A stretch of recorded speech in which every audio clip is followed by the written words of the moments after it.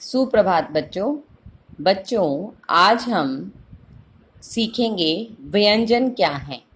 तो देखिए, पहले पहले हमें पता चला कि स्वर स्वर वे वर्ण होते हैं जो बिना किसी अन्य वर्ण की सहायता के बोले जाते हैं, लेकिन व्यंजन में उल्टा है। व्यंजन में हमें स्वरों की सहायता लेनी पड़ती है। तो देखिए परिभाषा, व्यंजन स्वरों की सहायता से जिन वर्णों का उच्चारण होता है उन्हें व्यंजन कहते हैं। अर्थात इन्हें बोलने के लिए हमें स्वरों की सहायता लेनी पड़ती है। व्यंजन के 3 भेद होते हैं: स्पर्श व्यंजन, अंतस्थ व्यंजन और ऊष्म व्यंजन। स्पर्श व्यंजन, स्पर्श का अर्थ ही है छूना। जिन व्यंजनों के उच्चारण में वायु मुख के किसी अंग को स्पर्श करती हुई बाहर निकलती है, मतलब मुंह में किसी भी जो अंग है हमारा मुख का, तो उसमें किसी से भी स्पर्श कर रही है, तो वो आपका किसका बन जाएगा? स्पर्श व्यंजन का। वे स्पर्श व्यंजन कहलाते हैं। क से लेकर म तक के सभी व्यंजन स्पर्श व्यंजन हैं। ये देखिए, ये जो हमने यहाँ से लिखे हुए हैं, ये जो हैं स्पर्श व्यंजन के एग्जाम्पल्स हैं। देखिए क्या लिखा हुआ है। ये वर्ग है जो मैंने आपको पहले भी बताया, क्वर्ग, चवर्ग, टवर्ग, तवर्ग और पवर्ग। और कवर्ग में कौन से आ रहे हैं व्यंजन? तो वो ये हैं क, ख, ग, घ और अंग। स्वर्ग च, छ, ज, झ, य। टवर्ग ट, ठ, ड, ढ, ण। तवर्ग त, थ, द, ध, न। पवर्ग प, फ, ब, भ, म।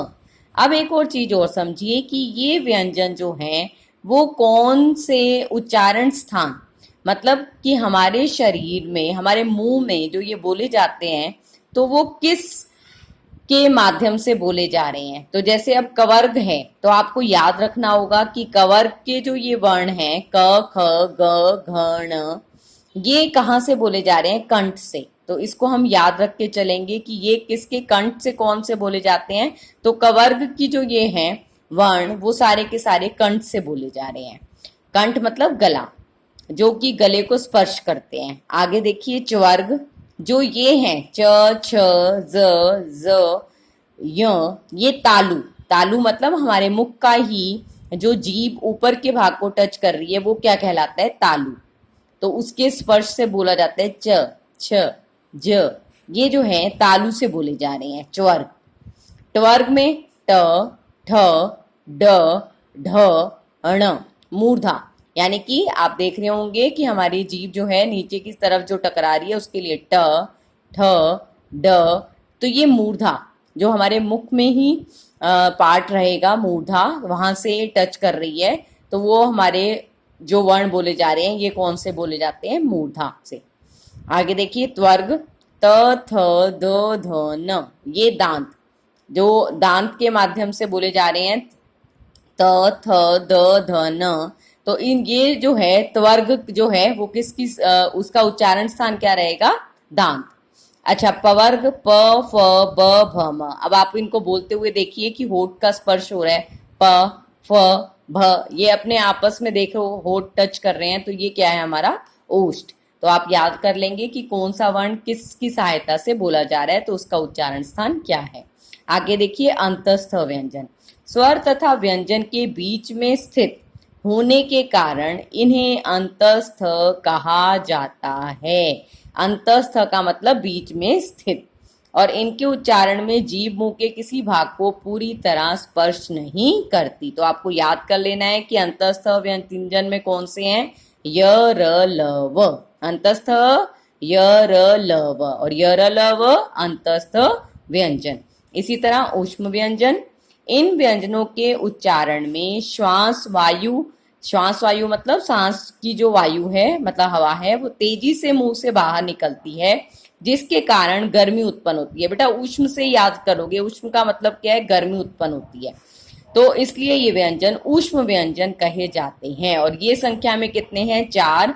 श, श, स, ह। याद कर लें, ऊष्म व्यंजन में कौन से हैं? श, श, स, ह। और अंतस्थ व्यंजन में कौन से हैं? य, र, ल व। और स्पर्श व्यंजन कौन से हैं? तो ये स्पर्श व्यंजन है हमारे 25। ठीक है बेटा, 25 और 4 हो गए अंतस्थ और 4 हो गए ऊष्म व्यंजन। अब नेक्स्ट देखिए, आगे हम करेंगे उच्चारण स्थान। तो इसको याद करने का बहुत ही अच्छा ढंग है, आप इसको याद भी कर सकते हैं इसी तरह से। कैसे? देखिए, उच्चारण स्थान में हमें 3 चीजों का ध्यान रखना है। क्या क्या? सूत्र, वर्ण और उच्चारण स्थान। तो देखिए कैसे याद करना है इनको। अकहु विसर्जनीयानाम कंठ। सभी मेरे साथ बोलो, अकहु विसर्जनीयानाम कंठ। क्या मतलब है इसका? ये इसका सूत्र है। 1-2 बार जब आप इसको पढ़ोगे, धीरे धीरे आपको अभ्यास हो जाएगा तो आपको इजीली लर्न हो जाएगा। सभी कहेंगे अकहु विसर्जनीयानाम कंठ। इसका क्या मतलब है? यानी कि अ से अ ले लिया हमने। अब ये जो है अनार, आम और ये कवर्ग। कवर्ग में मैंने आपको बताए थे 5 हैं ही। कौन कौन से? क, ख, ग, घ, अंग।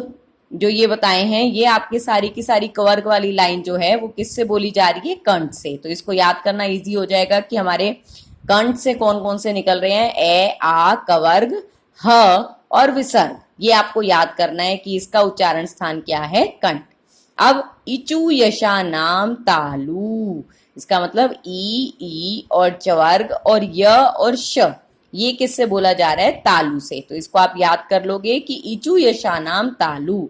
ई से ई चवर्ग वाली लाइन और य और श। तो ये हमारा किसका हो गया? तालु। आप पहले ऐसे याद भी कर सकते हैं सीरियल में कि कंठ, तालु, मूर्धा, दंत, ओष्ठ।